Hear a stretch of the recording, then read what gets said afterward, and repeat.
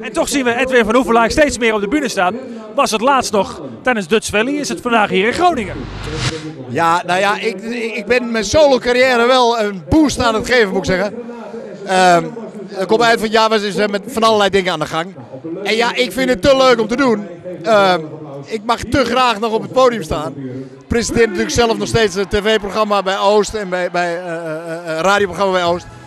Dus ja, ik zit er nog middenin. En nou ja, waarom niet? Ik bedoel, zolang ik het kan doen, doe ik het. Nee, altijd eigen gemaakte liedjes. Ik ga wel, en moet ik eerlijk zeggen, want we zijn voornemens om niet 1 album te maken, maar 3. En dat wordt een album met nieuw materiaal. Dus compleet nieuwe songs. Geschreven door mij, maar ook door wie dan ook maar. Een album met covers. En een album met duetten. En dat wordt 1 box. En die rammen we de markt op. En dan kijken we wel. Maar dat is iets... Ja, ik ben er trots op. Ik vind het mooi. Ik wil dat 1 keer doen. En hupsakee. Wanneer kunnen we het kruisje in de agenda zetten? Ik wou hem eigenlijk rond Westendorf presenteren. Dat is rond maart volgend jaar. Rond die tijd, nieuwe jaar. Vol gas er tegenaan in 2014.